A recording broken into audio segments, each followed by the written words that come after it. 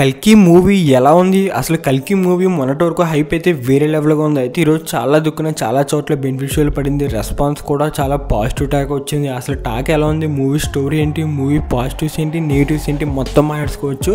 ఇది ఒక spoiler review అయితే కాదండి. ఇందులో ఇన్ఫ్యాక్ట్ ఒక్కటి కూడా లీక్ చేయను, క్యామియోస్ ఎవరున్నారు ఇదంతా ఏది లీక్ చేయను. మ్యాక్సిమం అంతా థియేట్రికల్ ఎక్స్పీరియన్స్ చేయడానికి మ్యాక్సిమం ట్రై చేయండి. కుదిరితే 3D కూడా ట్రై చేయండి. 3Dలో అయితే చూడలేదు, నేను మామూలుగా చూసాను. ఒకవేళ 3Dలో చూసిన వాళ్ళకి ఎక్స్పీరియన్స్ ఎలా అనిపించిందో కూడా కామెంట్ చేసేయండి. ఫస్ట్ మనందరికీ తెలిసిందే మూవీ స్టోరీ గురించి తెలుసుకుంటే, ట్రైలర్ చూపించినట్లు దీపికా పదుకొనే చుట్టూనే సినిమా మొత్తం తిరుగుతుంది. విలన్ దీపికా పదుకొనేని తీసుకురావడానికి ప్రభాస్ కాంప్లెక్స్కి వెళ్ళడానికి కొన్ని యూనిట్ల కోసం కష్టపడతాడు. అలాంటి టైంలో దీపికా పదుకొనేని తీసుకొద్దామని చెప్పి ప్రభాస్ అనుకుంటాడు. దానికి అడ్డుగా అశ్వత్థామ అయితే నిలబడతాడు. Simple story. అంటే నేను స్టోరీ మొత్తం చెప్పాను పిన్ టు పిన్ అంటే అలా చెప్పాల, జస్ట్ ఒక పాయింట్ చెప్పండి. అంటే మూవీలో మీరు ఏది ఫీల్ అవ్వాలి థియేటర్లో, ఇక్కడ నేను చెప్పడం వల్ల నో యూస్ కదా.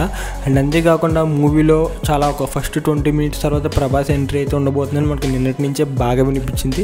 అదే నిజమైంది. ఫస్ట్ హాఫ్ కొంచెం స్లోగానే వెళ్తుంది. మరీ బీభత్సంగా కుర్చీల్లో కూర్చోలేనట్టు అయితే ఏం లేదు, కొంచెం స్లోగానే వెళ్తుంది. ఎప్పుడైతే అశ్వత్థామ వచ్చాడో కొంచెం పికప్ అయ్యి అలా కొంచెం ఫస్ట్ హాఫ్ ఒక డీసెంట్గా అయితే అయింది ఫస్ట్ హాఫ్. తర్వాత సెకండ్ హాఫ్ ఎంట్రీ అప్పుడు కూడా కొంచెం స్లోగానే వెళ్ళి తర్వాత ఒక టెర్రిఫిక్ ఫైట్ అయితే ఉంటుంది సెకండ్ హాఫ్ ప్రీ క్లైమాక్స్. ఆ టైంలో ఆ ఫైట్ అయితే ఇంక వేరే లెవెల్.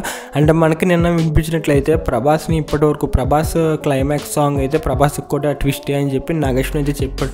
అదేంటో కూడా నేను చెప్పదలుచుకోలేదు. మ్యాక్సిమం థియేటర్కి ఎక్స్పీరియన్స్ చేయండి. అసలు ప్రభాస్ని అలా చూడాలని చాలామంది ఫ్యాన్స్ అయితే అనుకుని ఉంటారు. మ్యాక్సిమం చాలామంది థ్రిల్ ఫీల్ అవుతారు. అంటే ఓవరాల్గా మూవీస్ అది వచ్చేసరికి బ్లాక్ బస్టర్ దాకా వచ్చింది ప్రతి చోట్ల. బట్ ఇంకా కొన్ని ఇంప్లిమెంటేషన్స్ చేసి ఉంటాయి, ఇంకా కొంచెం బ్యాకప్ స్టోరీ గట్రా దీపికా పదుకొనేకి ఇంకా కొంచెం స్టోరీ పెట్టి ఇంకా చేస్తుంటే ఇంకా బాగుండేది. బట్ ఓవరాల్ ఇది ఒక ఇంత పెద్ద సినిమా ఇలా తీయడం అన్నది చాలా పెద్ద విషయమే. కాబట్టి మూవీ బ్లాక్ బస్టర్ టాక్ వచ్చింది. మ్యాక్సిమం అన్ని చోట్ల బ్లాక్ బస్టర్ టాక్. బెనిఫిషియల్ షోలు కూడా మన ఏపీలో కూడా పెంచమని గవర్నమెంట్ పర్మిషన్ ఇచ్చింది. కాబట్టి movie maximum first day 300 CR పైన కలెక్ట్ చేసినా ఆశ్చర్యపడాల్సిన పని లేదు.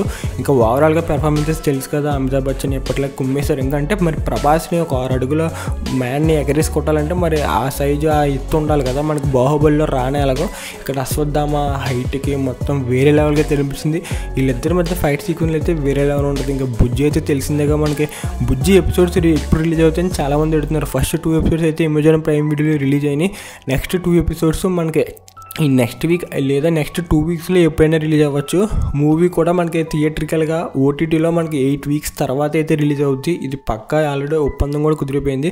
మ్యాక్సిమం ఇటు OTT ప్రీ బుకింగ్స్ మొత్తం చాలా వరకు రికవర్ చేసింది మూవీ. అండ్ ఇప్పుడు ఈ మూవీ బ్లాక్ బస్టర్ టాక్ రావడంతో మ్యాక్సిమం ఇది ఒక బ్లాక్ బస్టర్ మూవీ అయితే అవ్వబోతుంది. మ్యాక్సిమం 2000 CR దగ్గరికి కూడా వెళ్ళొచ్చు maximum of the maximum. But movie మంచి పెర్ఫార్మెన్స్ అందరూ ఉంటారు. ఇంకా కమల్ హాసన్ గారు అయితే క్లైమాక్స్ మొత్తం ఇంకా స్టోరీ అని రివీల్ చేయకూడదు అనుకుంటున్నాను. కాబట్టి నాకు పాయింట్ దొరకట్లేదు. దిశ పటాని కూడా చాలా డీసెంట్గా ఉంది. బ్రహ్మానందం గారు ఇంకా వీళ్ళందరూ క్యామియోస్ ఉన్నారని అన్నీ మీరు సినిమాలోనే చూడాలి.